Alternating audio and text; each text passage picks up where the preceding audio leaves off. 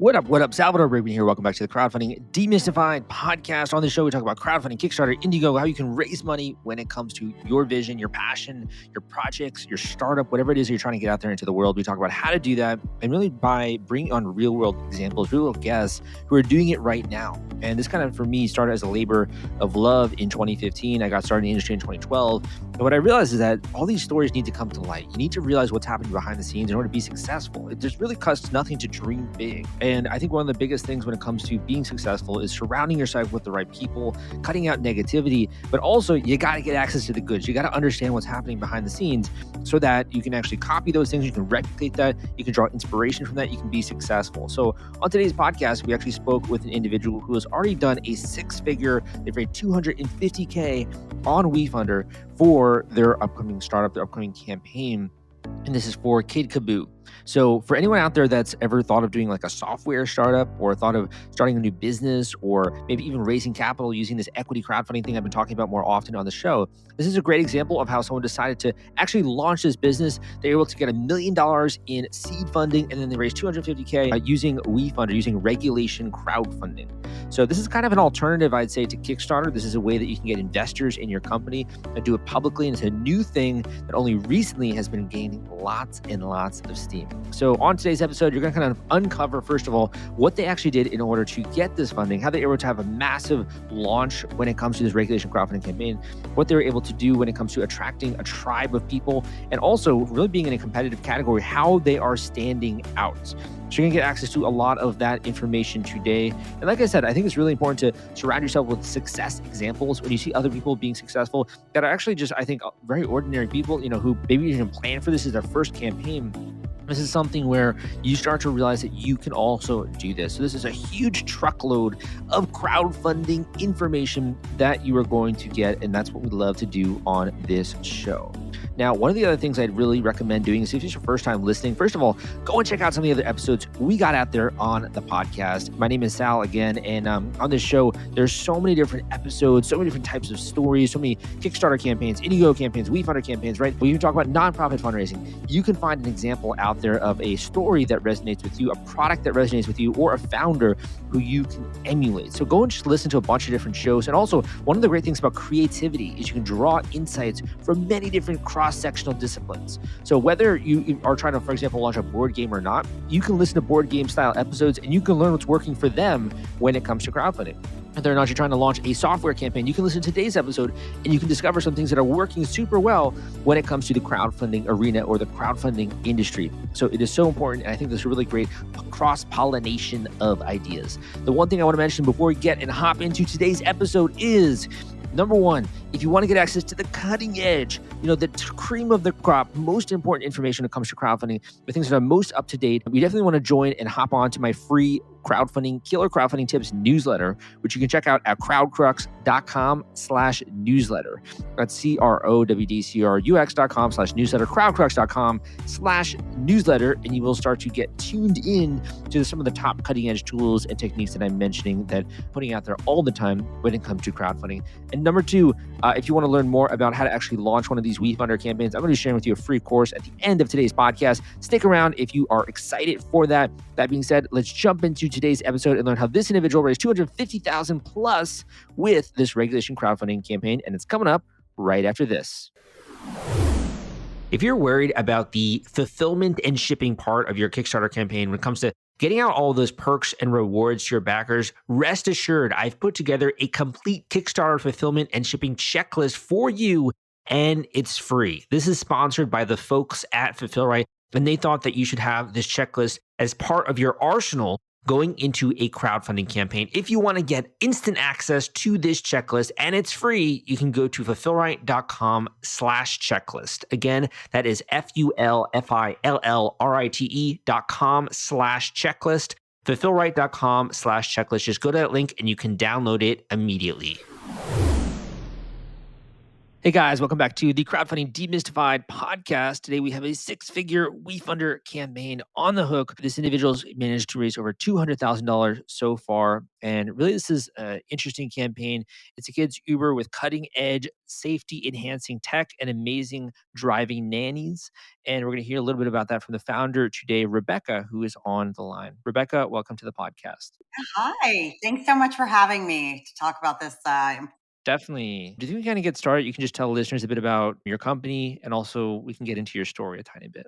Yeah, I am a 42-year-old former reality and documentary TV producer. I was in that for about 15 years. I had two children and I was at home with them for about 3 years. And I was going to return to my career, which I loved as a TV producer in New York City. And I had an opportunity to work on a Bravo show, and I was all ready to go. And I couldn't find someone to drive my children to school and their after school activities. And so I was like, wow, this is a deal breaker because my kids had to still live their lives. And so, I mean, I looked, I was willing to pay well, and I couldn't find anybody. I did not understand why, given what I was willing to pay, but I couldn't. And so I ended up turning the job down and essentially knew that I was ending my career because it was more or less a young person's industry.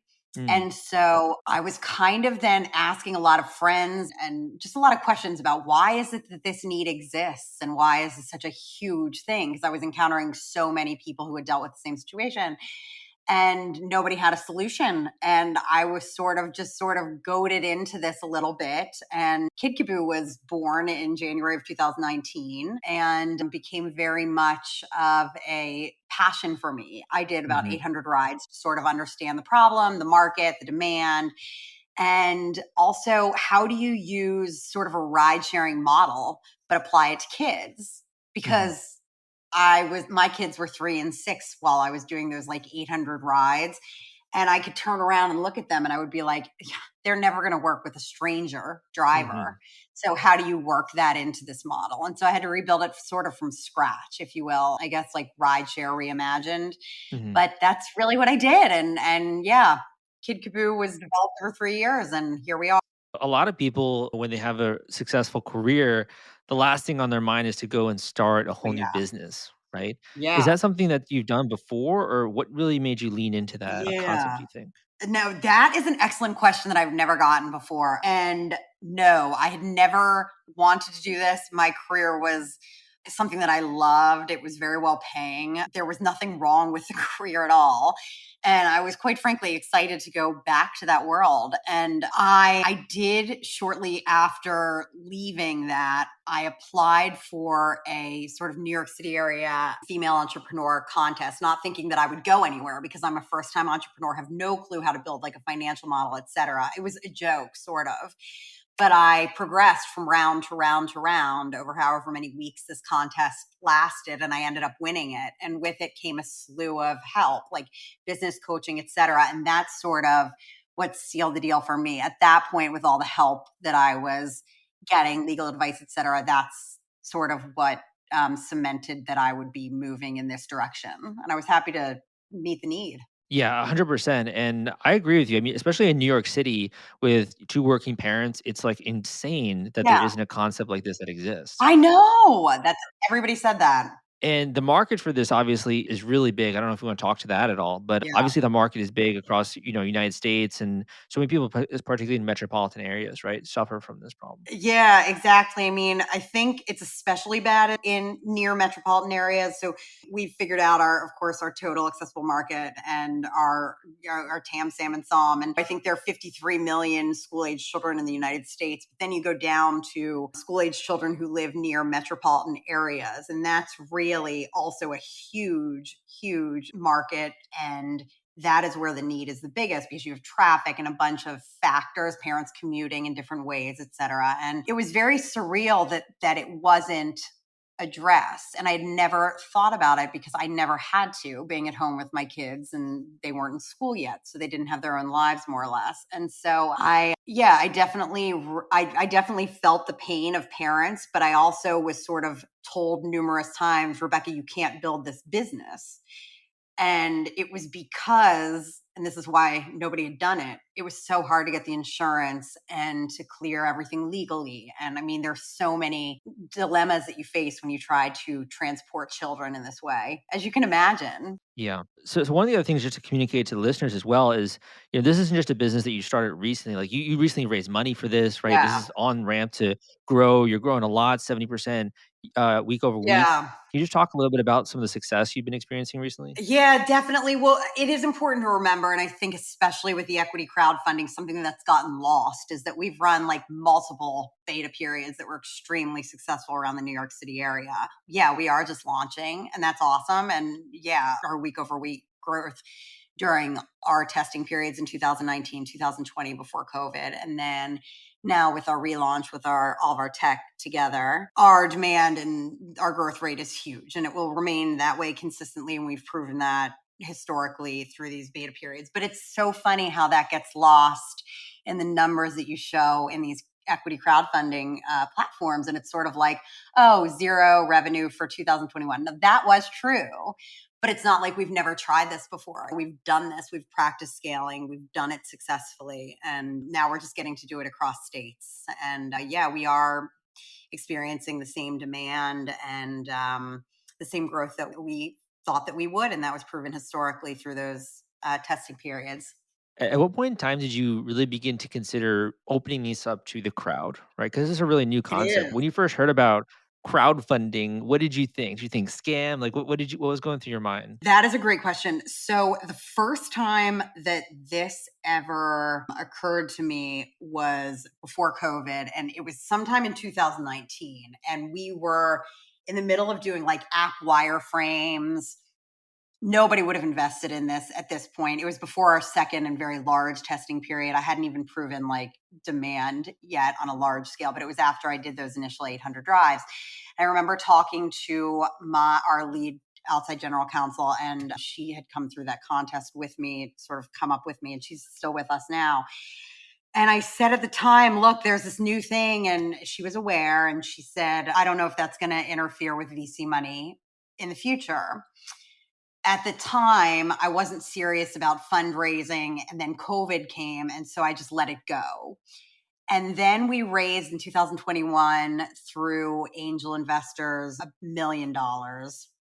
And that was pretty straightforward and seamless. And those guys are amazing. That's incredible. Oh, Congratulations. thanks so much. Thanks. This was parent who encountered or experienced our service, used this and really believed in this, and then brought in some people as well. And so we finished our apps, our tech, and we started getting licensing across states. And this time, when I knew I was going back to raise money, I was exploring options, and I was sort of at this point now I'm empowered. I know what I'm doing. Like I Always a understand. plus. Yeah, I know exactly. Like, but I can speak the speak, I can talk the talk. And like I understand that I'm probably here because I did have some fortunate connections. My parents were able to pay for me to go to not the right, I hate saying that term, but like certain schools that gave me opportunities to meet other people. And Networking, yeah. yeah, and I've always used that. Like I come from a Jewish family that my ancestors had to work hard to make it in America. Like even my father Mhm. worked extremely hard to make it to where he was and is. And I Yeah, it wanted to, sounds like you've been hustling a lot. Yeah, in that yeah, and way. I wanted to use my position to sort of give back. And like there are a lot of things in life that I feel strongly about, but there are certain causes that I'll really embrace. And this was one of them. And I was like, you know what? I don't like the concept of the rich getting richer. I know I probably benefited a bit from that, but like Mhm. I wanted to use that position to help others. And like so I opened that idea up like to our team, and I was like, hey guys, like what do you think about this? What do your families think about this? And like we had some people who had never had this or even heard of equity crowdfunding, for example. Amazing, amazing people, but just never would have had this opportunity historically. And they invested in this, and they were like, I feel like I just learned a secret that nobody else ever told anybody like me, which is basically like, here, you can invest in early stage companies and you have the potential to make life changing wealth. It's not a guarantee. Like there are risks, of course, like at early stage, though I don't know that I consider us that much anymore. But it is remarkable, Salvador, to see the impact that people, I mean, just feel from investing like It's this. really just, democratizing, It right? And allowing is. people to be a part of Yeah. what it is that you're doing. Like, how on earth was this illegal before? I mean, it's just shocking. And I loved WeFunder because those guys are the guys that really fought to change the law, and that's, And for for yeah. you, what do you feel like it is when you're having these people you can now share their campaign with them? What are you inviting them to join you on with your journey? What do you feel Yeah. like that's the kind of message that you're presenting there? So it's so funny because I feel very differently about updating and keeping in the loop the investors that are coming in this way. I feel like they are really, really invested. I am very close with, especially the guy who was our lead investor in our first round. I update him often. We talk on the phone, whatever. But like, it feels like everybody who's coming in now is coming on a journey with me. Like, I'm not kidding. It's like they're Yeah. right there by my side, like arm in arm with me. And I want them to know, like, oh my God, we just got our North Carolina TNC license. Like, hey guys, now I'm telling you this, all of you, like, so exciting. Like, Mhm. and people are writing back, like, oh my God, yay. Like, it's like a victory for us all. And that feels crazy. Yeah, I mean, just sitting here looking at what people say, you have people saying, as a single parent, I would love to have this service available. Other people saying, when I had children, I would have used this daily. You have people saying it has the potential to grow to become the next Uber, right? As Yeah. a parent, I get it. Yeah. You have a great people that are singing your praises here. Yeah, I know. And it's crazy every single time that someone writes something and I am able to find an email address for that person. I reach out to them personally and I'm just like, I'm Rebecca. It's so nice to meet you. Thank you so much for coming on this journey with us. And I look forward to keeping you updated about how it's going. It feels like we're like somehow personally connected, though I may not Mm. know anyone connected to them personally. It is really crazy in that way, but it's been so nice.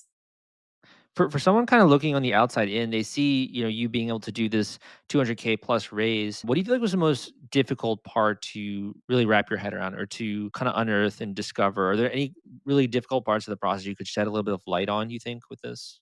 So I don't like fundraising, period. I'm not like a salesperson. I think there are some people in life that are good at that. I've never ever been good at that. I don't like owing people money. I've never been good at that. But if you put that aside, when you go into equity crowdfunding, there are some things that you have to have accomplished as a business.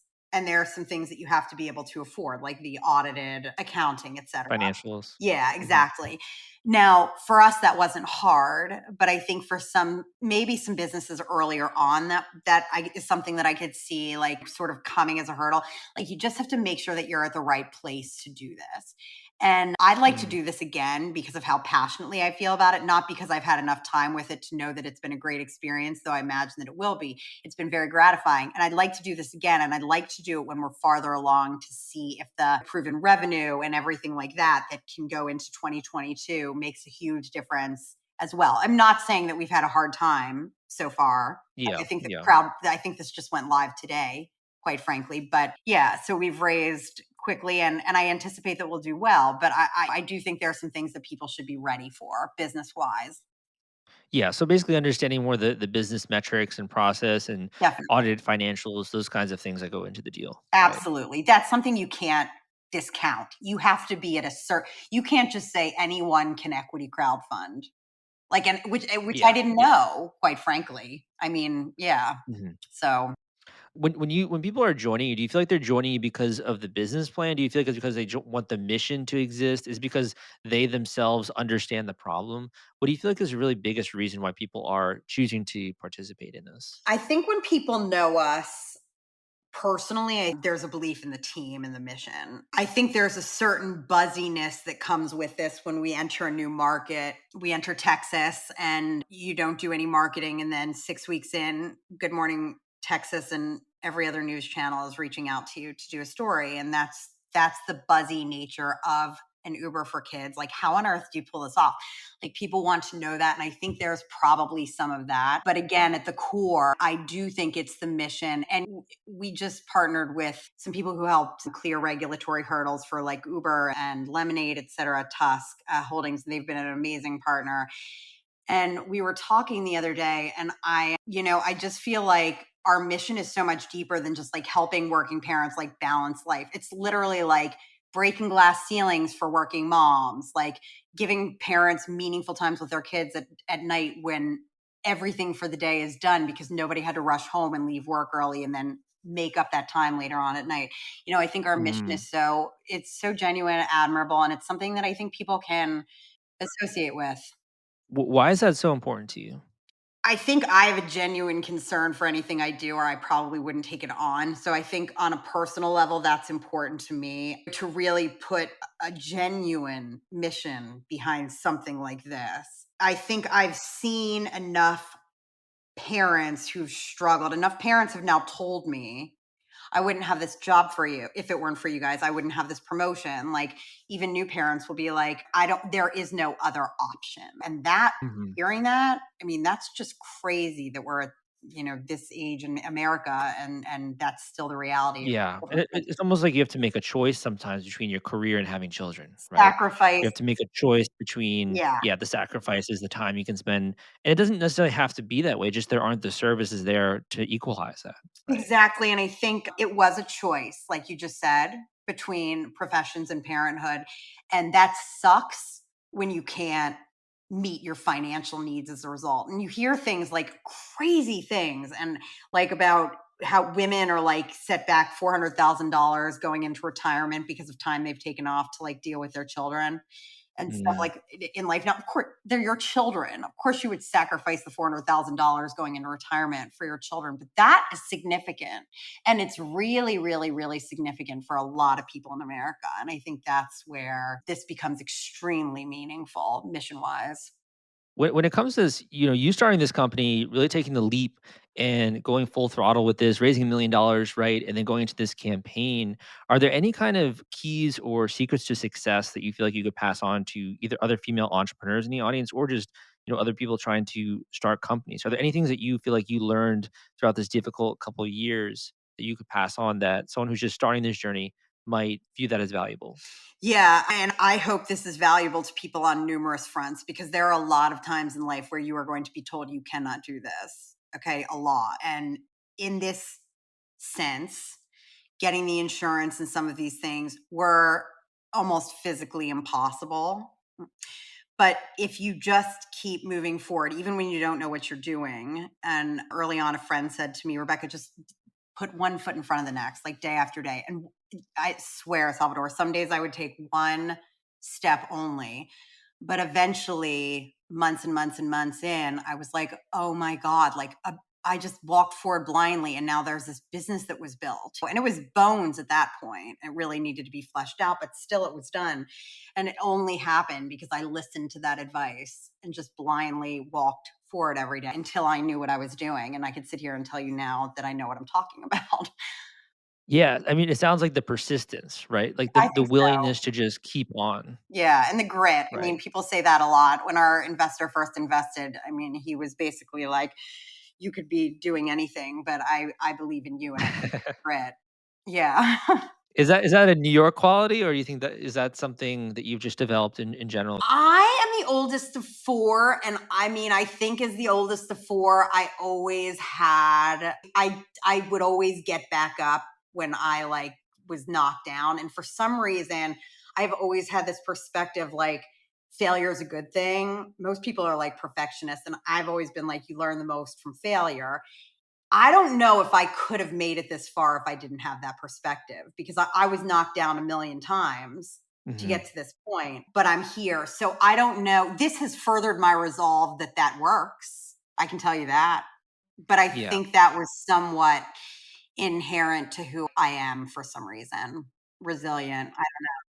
When we see a success or we see things on TechCrunch, we see things in the news, that's obviously a small glimmer of, that entire person's life, right? There's a lot of failure that kinda led Oh, up to yeah. that, and then it leads to the success, it sounds like.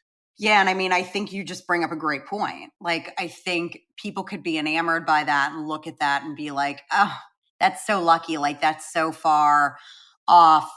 And I could have done that too, I guess. That certainly would have been easier. I could have waited for someone else to do this. There are a lot of times when I considered it, especially COVID.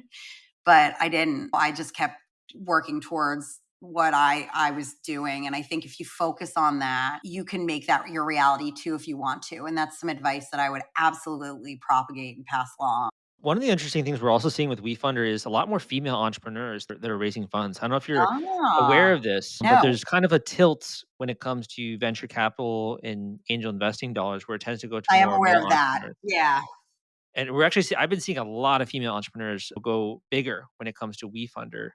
Do you have any thoughts on Yes. that? Is you think it's just, tapping into networks more or more people have a say, you're not going through a middleman? I don't know if you have any thoughts on that.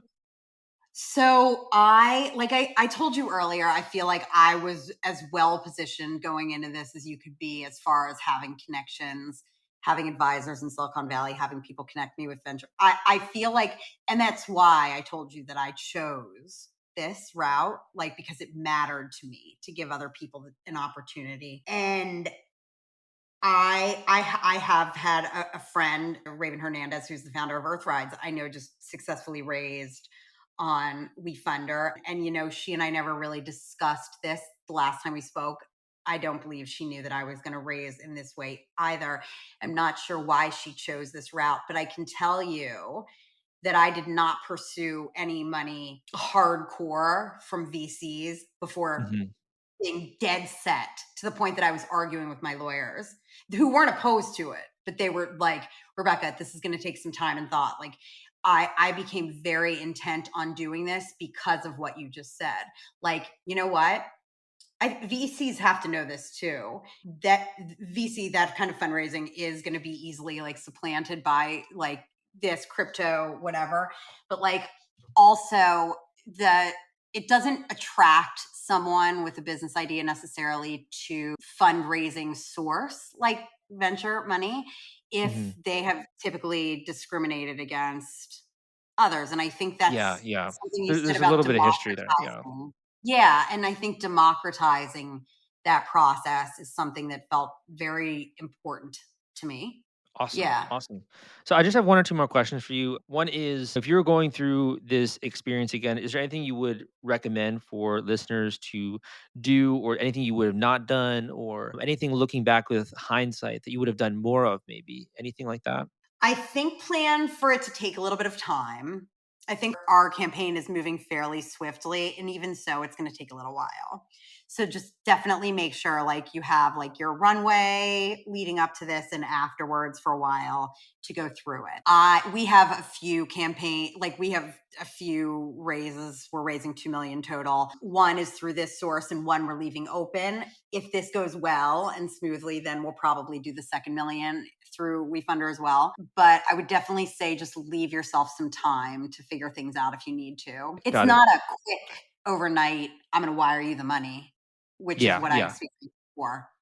Yeah, it's kind of like you're building a whole rocket and then it's eventually going to take off. My other question for you was kind of on the company side, which is of the life cycle of the company so far, what's been either the proudest moment or your biggest victory or a milestone that you feel like you're very proud of that you could share with the audience? All I can think about when you said that, and there have been a lot. Okay. Like, there have been a lot of things that people have said congratulations, I think with good reason for. Okay. But I think what I feel the most proud of is our team for having gotten here. We have been through a lot together. And I think there were times when money was really tight. There were difficult conversations, there were difficult decisions that had to be made. But when I see like our director of parent relations drove like an hour and 30 minutes because something happened to a driver the other day to do a drive because she believes so much in our mission to make sure that that That's child was wild. not left. I know, and I feel like it could bring tears to my eyes. Like, honestly, those are the moments where I'm just like, oh my God, look at what we did. And her father actually invested a lot in this as well. And she just said to me when I thanked her, she didn't want thanks, but she was like, I don't think my parents have seen me just happy and content and just so driven by mission in a while, or something to that extent. And it's Mm, true. And I think that's really how our team feels. And that's what I'm most proud of. Like, we're doing this that's so genuinely, cool. as well as building the business. But thank you so much. And the thing I'll just add on to that is that if I have one big takeaway from this interview, it's not only is your role as a leader to set the sail and to have a plan and those kind of things, but it also really invites other people to be a part of this really cool mission, which Yeah. it just feels Yeah. so cool working towards a mission like that, right? And Yeah, absolutely. yeah, I think that's really cool. So first of all, where can people go to learn more about your campaign, about your website, about your product? Where can they go to learn more? Yeah, definitely. So our campaign is WeFunder.com/Kidcaboo, which is KIDCABOO. So that's WeFunder.com/Kidcaboo. And then Kidcaboo.com is our website, and our story is there, and more about our product. And, I would love to debunk the idea that we are using strangers for driving nannies one more time. Everybody has 1 to 3 driving nannies per family, and we don't have strangers showing up. I mean, I think this is something that has been so well thought out and built by this team, and is just working so well for kids across the country. And we look forward to expanding it. And again, like Salvador, honestly, I mean this, I look forward to having the partners that come with us through WeFunder. I mean that palatably. Come along on this journey. Awesome. And last question, we can end the show on this note, is if you can speak directly to the listeners, and we can end either sort of for someone who's just kind of getting started with their business or in the early stages. It could be a word of encouragement, it could be a final tip, it could be something that you wish a mentor told you, anything along those lines, and we can end on that note. Yeah, I read an article. Somebody from Harvard graduated and started MLK 50, and she wrote an open letter to a professor at Harvard Business School the other day. My dad sent this to me. And she was basically like, look, in school you told me that my idea wasn't viable, and that has rung in my head for years. And she said, and MLK 50 has grown to be this incredible thing. And I've had this experience and this experience and this experience. All the while your words would ring out like, you're a fraud, you're a fraud, you're a fraud. Don't ever let anyone tell you no. If you believe in something, it matters what you believe, and keep moving forward. Love it. Thank you so much for coming on. Really appreciate it. I'll be sure to link up everything in the show notes. Thanks so much, Salvador. Be well. Nice to meet you. Thank you for listening to this episode of the Crowdfunding Demystified podcast. My name is Salvador Briggman. Thank you for joining me here on the show as we go through the ins and outs of crowdfunding and how it works. I hope that you took a lot of valuable information away from today's podcast, and also some things you can apply to your upcoming raise. So whether or not you're interested in doing an equity crowdfunding raise, I also hope that you took some inspiration away from today's podcast episode.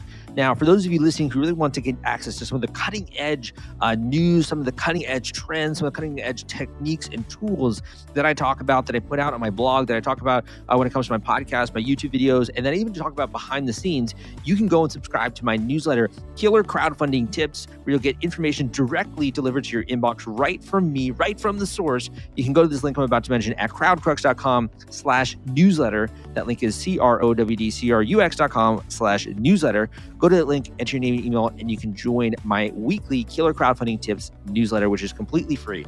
In addition, one of the things I want to talk about, and I talked about this at the beginning of the intro, is that I put together a free course for you to warm you up and to get you introduced to how regulation crowdfunding and how equity crowdfunding works. Now, this is really, I think, a good opportunity. Number one, if you're someone out there who not only wants to get backers maybe for your campaign, but you also are open to investment. You're open to give you a very little slice of equity in order to raise a boatload of capital and have people rushing into your campaign, sharing it, supporting it, talking about it. A lot of the similar things that honestly happen with a Kickstarter campaign, but really we're just applying this when it comes to regulation crowdfunding and equity crowdfunding. So this might be the actual first time that you've heard that term, equity crowdfunding or regulation crowdfunding. You might have never heard that before, and you'd be like most of the people, I'd say, in my audience. But what I try to do with this show and with my other episodes is I try to really document what is happening right now, what I see is blowing up, and really the opportunity, where the opportunity is for you. And this is a growing and swelling trend. This is almost going to become a tsunami, in my opinion.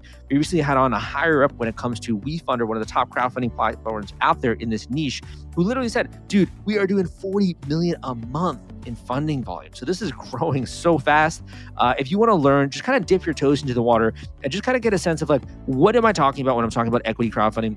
How can you use this new regulation to raise capital, which is literally crowdfunding, right? Except for investment crowdfunding. What are some of the things that go into that? More specifically, I'd say number one, how equity crowdfunding works. Number two, important regulations and rules. Number three, key websites and resources. And you just kind of want to dip your toes into the water. You're not committed necessarily, and you're just kind of just exploring. If that sounds interesting to you, go and check out this link I'm about to mention, and you can get up to date on all of this. Go to link crowdcrux.com/equity course. That link will take you to my free equity crowdfunding course. Go to this link, crowdcrux.com/equity course, enter your name and email, and you start getting information directly from me. Thank you so much. Hope you enjoyed today's podcast and look forward to hearing you coming on some of the other ones so we can educate you, so we can get you started when it comes to a crowdfunding campaign. So excited about that. And give me a positive rating and review as well on iTunes if you did like this show. Thank you so much. My name is Sal, and I'll see you next time.